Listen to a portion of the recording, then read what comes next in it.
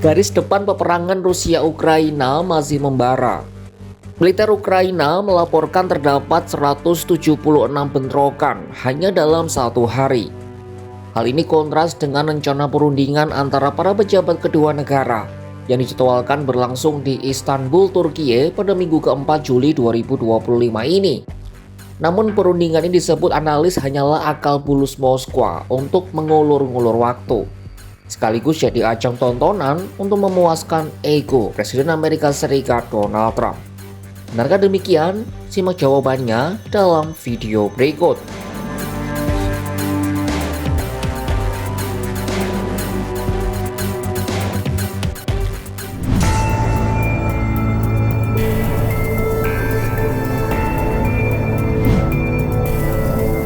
Rusia dan Ukraina dijadwalkan menjalani perundingan putaran berikutnya di Istanbul, Turki pada Rabu 23 Juli 2025. Ini menjadi kelanjutan dari putaran terakhir perundingan pada awal Juni lalu yang tidak berakhir dengan baik. Kala itu delegasi kedua negara bertemu selama kurang lebih 1 jam sebelum memutuskan untuk berhenti karena perbedaan tuntutan yang ekstrim. Rusia mengajukan tuntutan teritorial maksimalis sebagai bagian dari prasyarat gencatan senjata. Sementara Ukraina menolak mempertimbangkan konsesi teritorial apapun sebagai imbalan perdamaian. Analis politik Ukraina Oleh Sakian berpendapat perundingan Istanbul bukanlah negosiasi, melainkan lebih kepada sesi konsultasi sebelum memulai negosiasi. Pasalnya, Kiev berpendapat negosiasi hanya dapat dilakukan antar pemimpin. Bahkan Sakian menyebut perundingan ini lebih seperti pertunjukan untuk satu penonton, yakni Donald Trump. Потрібно розуміти, що стамбульський формат не є класичними переговорами. Це скоріше консультації про запуск переговорів. Росіяни хочуть бачити його як переговори. І тому говорять, що є чіткі директиви, є меморандум тощо. З українського боку іде теза про те, що переговори можуть бути тільки між лідерами, бо тільки Путін вирішує питання. Але самі ці консультації, цей формат триває як спектакль для одного глядача, для Трампа. Ia juga tidak berharap ada terobosan apapun dari dialog Istanbul ini. Baginya dialog ini seperti jerat bagi Kiev. Ukraina terpaksa bergabung dalam perundingan untuk mendapatkan warga mereka yang ditawan. Faktor Trump yang sulit diprediksi juga menjadi salah satu faktor Ukraina terpaksa bergabung dalam perundingan ini. В Стамбулі немає реального прийняття рішень з боку Росії. Немає тих людей, які здатні його прийняти. Це формат імітаційний. Росія затягує час і виграє час, імітуючи свою конструктивність, щоб не посилювали санкції, щоб дезорієнтовувати групи підтримки України, щоб створювати різнонаправлені меседжі.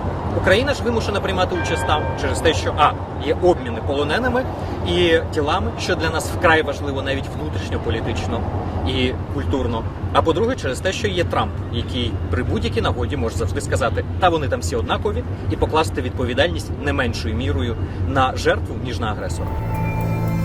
Sakian percaya pembicaraan Istanbul akan kehilangan maknanya ketika Trump bertindak lebih tegas dengan menekan Rusia dan membantu Ukraina. Sebelumnya, juru bicara Kremlin Dmitry Peskov menyebut Presiden Putin siap menuju perundingan, tetapi fokus utama mereka adalah tetap mencapai tujuan utama di medan perang.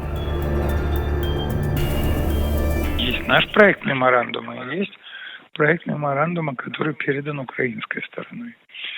Вот предстоит обмен мнениями и, собственно, переговоры по этим двум проектам, которые пока, скажем так, пока являются абсолютно диаметрально противоположными.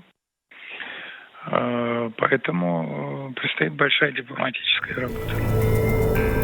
Para pejabat Ukraina dan Barat menuduh Kremlin menunda perundingan agar pasukan Rusia punya waktu untuk menguasai lebih banyak wilayah Ukraina. Tepat seperti itulah kondisi yang saat ini sedang terjadi di garis depan peperangan.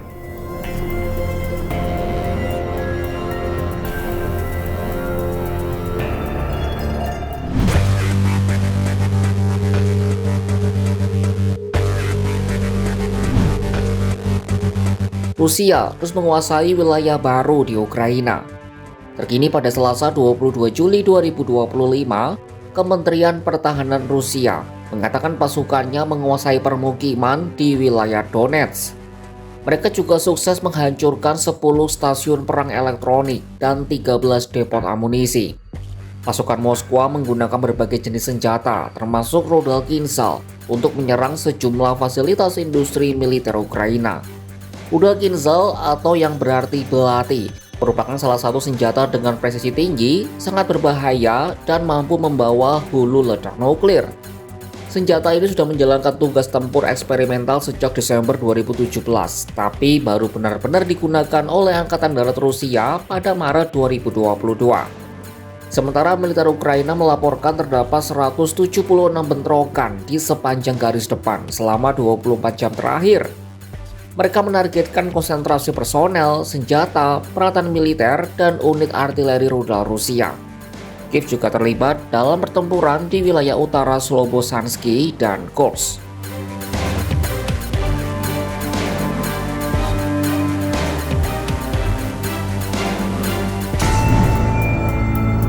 Perundingan katanya demi damai, tapi medan tempur justru kian membara.